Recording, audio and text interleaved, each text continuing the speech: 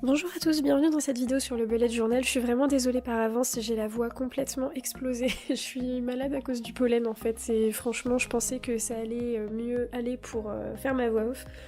Mais en fait ça dure encore jusqu'à aujourd'hui et je suis vraiment obligée de finir là, donc je suis vraiment désolée pour ma voix. Donc comme je vous le disais, je vous retrouve pour une vidéo sur le bullet journal. Aujourd'hui ça va concerner le setup du mois de juin. Alors en fait, là ces derniers mois avec mon bullet journal, j'ai pas du tout eu envie de le remplir, j'ai vraiment pas été assidue. Comme vous pouvez le voir, là mes semaines elles sont complètement vides, enfin j'ai vraiment rien fait du tout. Et du coup ça m'a donné l'idée de vous montrer en fait un bullet journal vraiment très minimaliste, vraiment le minimum du minimum que je fais quand justement j'ai la flemme comme ça. Donc je commence par la même chose que d'habitude en fait par ma page de garde, donc je vais simplement calligraphier le mois de juin sur la droite, et sur la gauche j'ai collé comme d'habitude mes espèces de petits tissus autocollants, là ça habille plutôt pas mal et c'est assez rapide à faire. Ensuite ça change pas, donc je passe au planeur, donc ça c'est exactement comme les mois précédents. Comme vous pouvez le voir en fait j'ai déjà tout préparé au crayon de papier avant, donc parce que là quand je filme en plus c'est un peu compliqué de dessiner en même temps. Mais même pour vous en fait à la maison, même si vous filmez pas, c'est quand même vraiment mieux de préparer à l'avance au crayon de papier, ça évite toutes les erreurs, tous les petits soucis en fait qu'on peut faire quand justement on dessine directement avec son stylo. Là par exemple, j'ai déjà dessiné les cases, mais vous pouvez voir que en haut à gauche, j'ai barré toutes les cases qui sont les derniers jours de mai et que je vais pas devoir dessiner du coup. Donc ça évite de les dessiner, ça combien de fois ça m'est arrivé de faire des cases en trop et après c'est super moche en fait quand on doit les enlever. Donc je conseille vraiment de faire comme ça.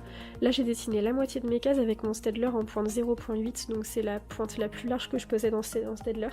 Et j'ai fait que la moitié parce que je vais faire la deuxième avec un feutre un petit peu plus épais, donc c'est un feutre de chez Action, je crois qu'il s'appelle Glass Marker ou je sais pas quoi, mais il est vraiment très bien, je vous le conseille. Et comme ça donne vraiment un petit effet comme une ombre en fait, et donc ça coûte pas grand chose à faire, mais l'effet est quand même assez joli je trouve. Donc je vous conseille de faire comme ça prend pas plus de temps. Et je trouve ça vraiment sympa. Donc une fois que c'est fait, je vais continuer avec le mois de juin, donc je vais calligraphier en fait juin en haut à gauche, à la place des jours de mai qui du coup ne servent à rien. Et puis après je vais simplement ajouter les numéros de jours dans chaque case. Et là aussi, petit conseil pour les jours, je vous conseille de noter tous les jours de lundi en vous référant à votre calendrier, ça va vous éviter aussi de faire une erreur et de répéter l'erreur sur chaque case. Là j'avais déjà écrit mes petits jours à l'avance, donc ça va, je vais pas me tromper, mais sinon vous notez 3, 10, 17, 24, comme ça vous évite de décaler de 1. Ou alors vous vous en rendez compte très vite avant de tout faire et de voir qu'il y a un souci, c'est dommage.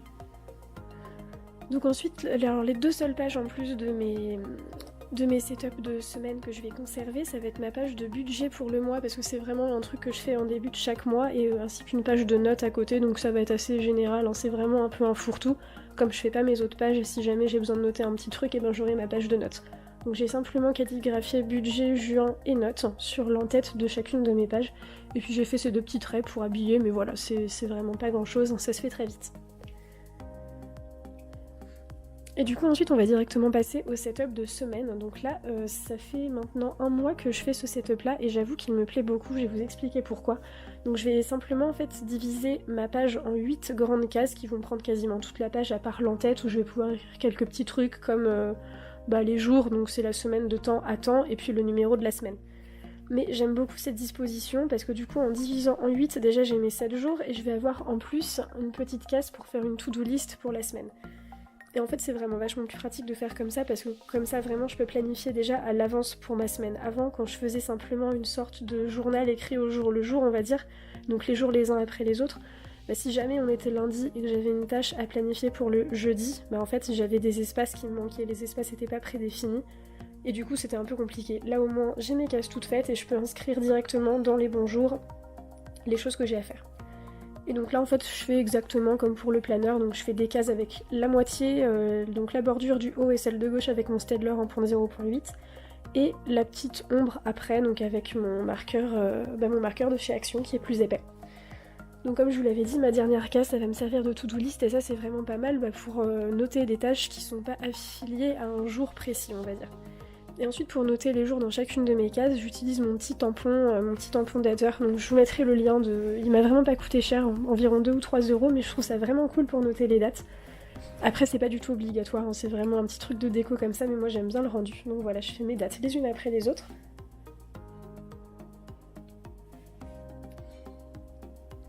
Et puis du coup après je vais refaire exactement la même chose pour les semaines suivantes. Donc voilà, c'est déjà terminé, c'est vraiment, j'en fais pas plus hein, pour les mois où j'ai la flemme. Alors je vais quand même ajouter quelques petits éléments de décoration.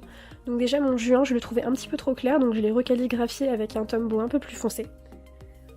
Ensuite pour mon planeur, je vais pas ajouter grand chose, donc là j'ai simplement gommé tous mes traits de construction, mais je vais quand même ajouter une petite légende avec mes couleurs, parce qu'en fait, vous allez trouver ça débile, hein, parce que c'est bête, mais les mois précédents, en fait, je savais jamais quelle couleur voulait dire quoi, et du coup, c'était un peu aléatoire, en fait, j'avais des couleurs de partout, donc c'était sympa à voir, mais ça avait pas vraiment une réelle signification.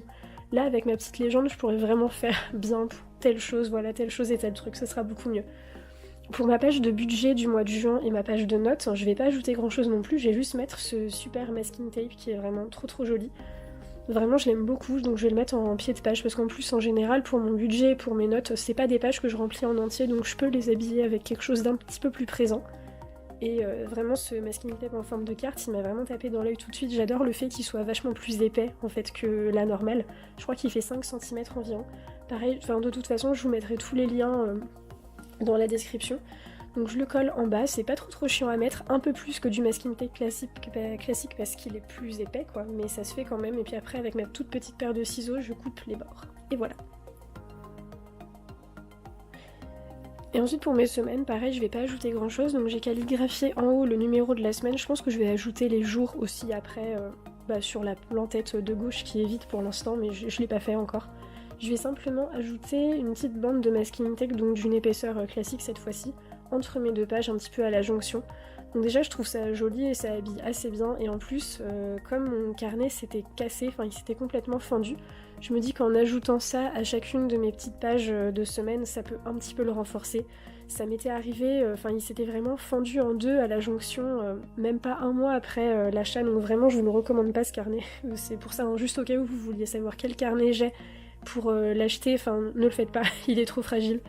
Mais donc au moins en ajoutant ça, je me dis que je me prémunis un petit peu de ce problème qui pourrait se reproduire ensuite. Qui n'est pas arrivé d'ailleurs, ça m'est arrivé au mois de juin, mais c'est tout. Et voilà, donc j'ai déjà tout terminé, j'espère que ça vous a plu. Dites-moi si, comme moi, souvent vous avez un petit peu la flemme de faire votre bullet journal, je sais que ça arrive à tout le monde. Donc voilà, j'espère que ça vous a plu et que ça vous aura inspiré, et puis que ça vous aura montré que même avec quelques pages et quelques petites choses, quelques petites techniques, on peut quand même faire un truc sympa et utile. Donc voilà, j'espère que ça vous a plu et je vous dis à très bientôt.